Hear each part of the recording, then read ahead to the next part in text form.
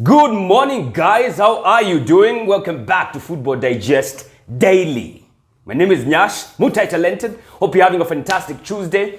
Since I was last year on Thursday, it actually feels like a long time ago. I was last year on Thursday. Since then, we've had Eid al-Fitr, long weekend. Chelsea have had a terrible weekend.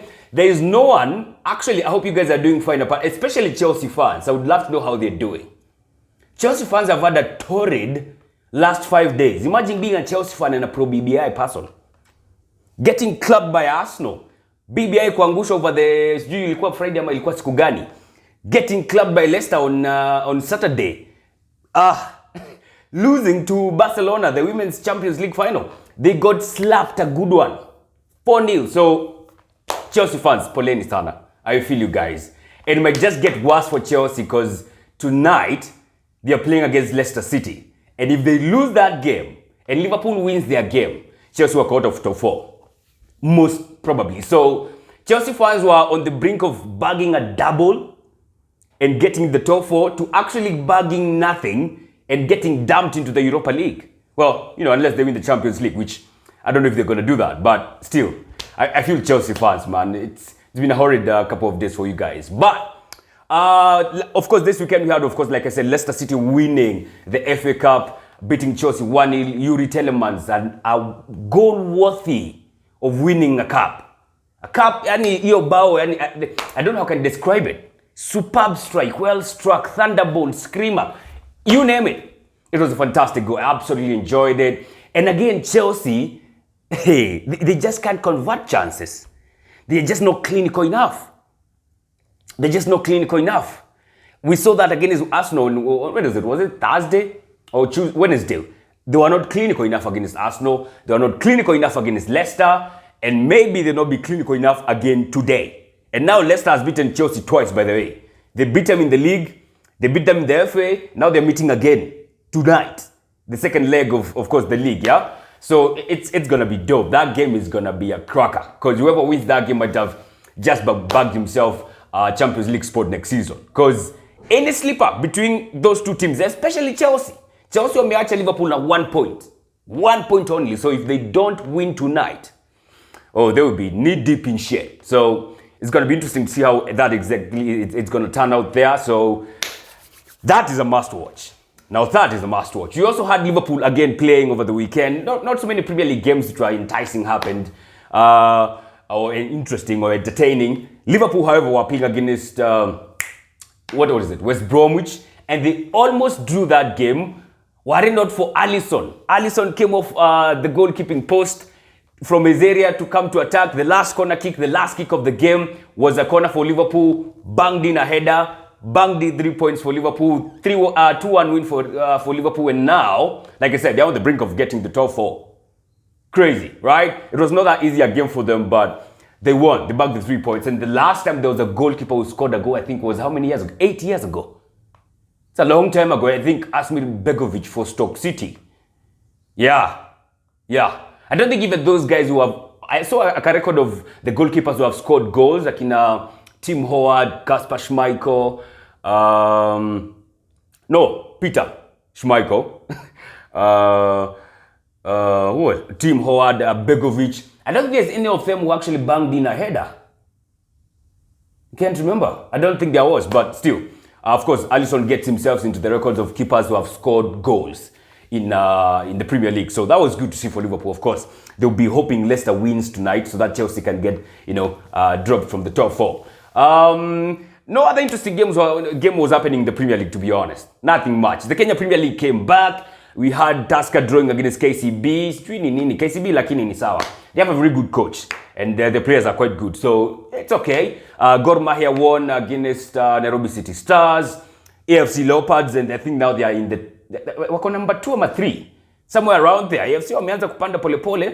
So, yeah, Gor Mahia again, like I said this on the score on Saturday. Gor Mahia, they're just not yet out of the title race, if you ask me. Well, unless they start, doing whatever they've been doing this season, because they are 8 points below. They are how many points? They were 14 points below Tusker, and they have 2 games in hand. All right, so make that 15 because Tusker got a point. Then Gor won their game, so that's 3. So they are 12 points behind Tusker. 12 points in the games in there. There are like 18 games to go in the Kenya Premier League. They might just get themselves in the groove, so you never know. And I saw today a post, not verified, saying the FKF was saying that whoever is going to be the top of the league by June 30th is going to be representing Kenya in the CAF Champions League. Of course, you know, the team that wins the Kenya Premier League goes to the CAF Champions League. So whoever is going to be top on 30th June, that's like almost 5 weeks from now, is going to be the Kenyan representative of the CAF Champions League. So the Kenya Premier League is well and truly back.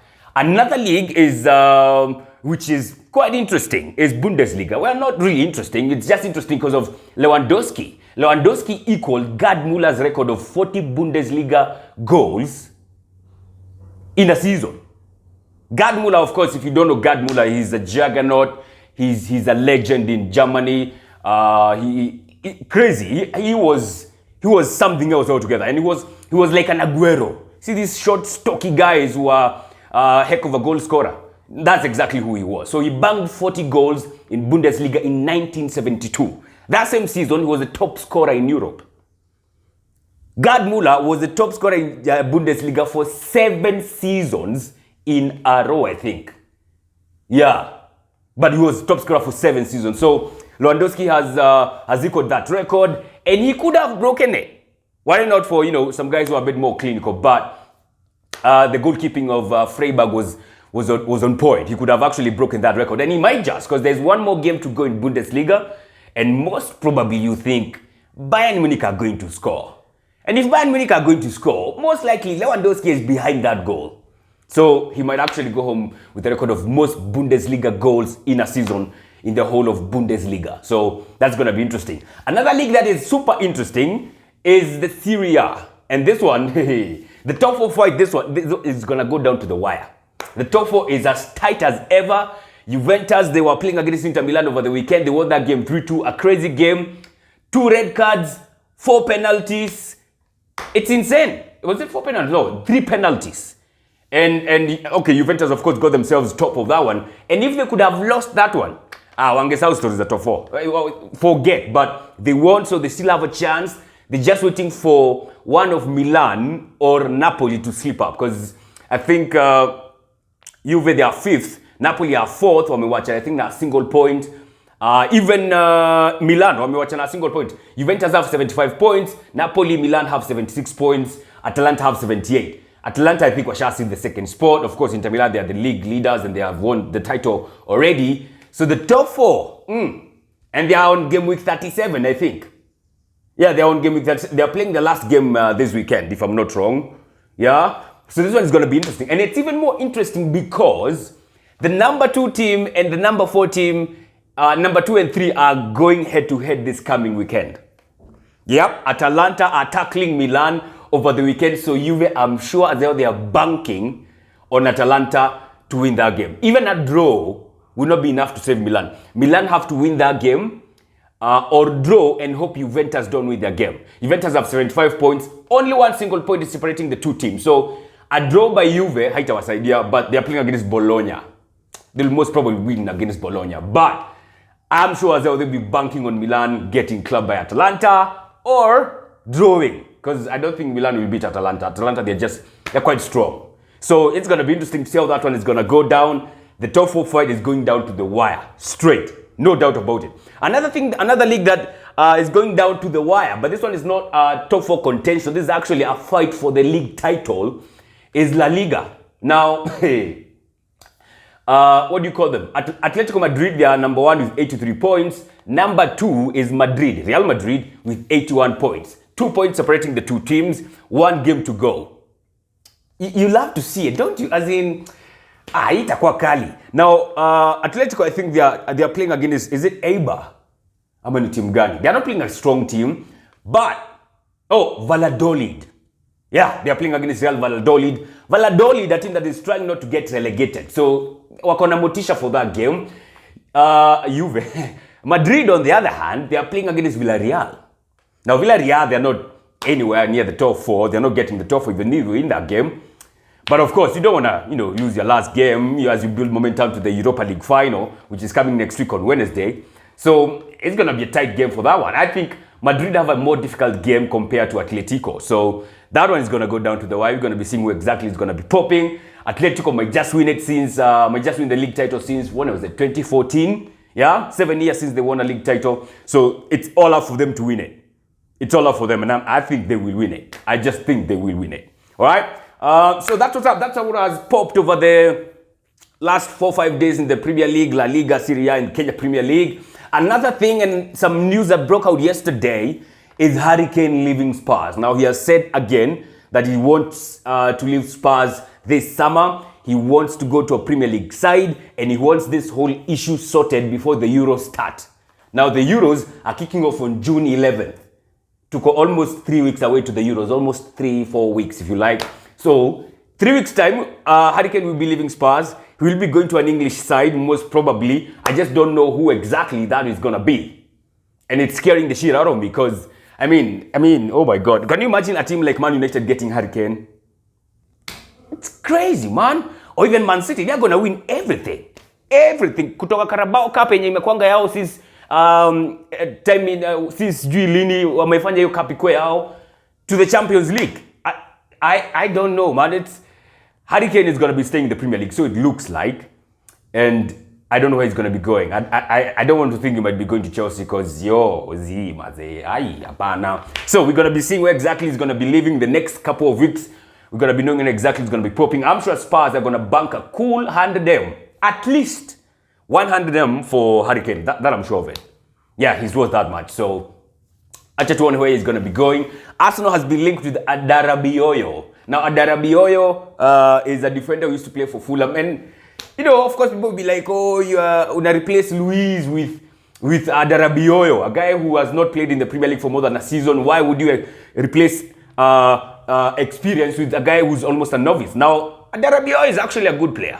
And I was even looking some stats comparing him with Rob Holding. I think he's heads and shoulders above Rob Holding. He's a better player. He's a better defender than Rob Holding, if you ask me. So he's quite good. His ball distribution is perfect. Long balls, short passes, making a lot of passes. He's okay. Him alongside, guys like Gabriel next season or Saliba might actually be something else. And the man name is 6'5". Yeah, so, yeah, look, I'm not entirely opposed to him coming to Arsenal. Because I'm sure if it was another guy who was playing maybe in League O, Nama La Liga, Ama Serie A, tungekuwa tunasema, oh my God, he's the most promising talent in that league. But Sadio anatoka Fulham mwenye mko relegated wako like, huyo yuko, nah, I'm not gonna be the first one to throw him under the bus. But he previously used to play for Man City. Definitely he has worked with Arteta, so Arteta knows the kind of profile of player he is. So maybe that's exactly why he's going for him. Some other news that came out also is that Luis is gonna be leaving finally. That is good news. Even the better news is actually Willian leaving, because he will be leaving come summer. I can't wait for him to leave. It's going to be interesting to see how exactly you're planning on working that out. Is it giving more game time to Reece Nelson, or what exactly is going to be happening there? I'm going to be on the lookout for that. I'm going to be telling you guys anything that pops up. Okay? So, let's wait and see where this Harry Kane news is going to be taking us. And this Adarabioyo thing for Arsenal. Tuone itakuwaje kama Sancho pia tenda Man United. Hizi links zinakuja tu polepole. So, we'll be on the lookout for them on your behalf. Okay? Have a fantastic Tuesday. God bless. Take care. Stay safe.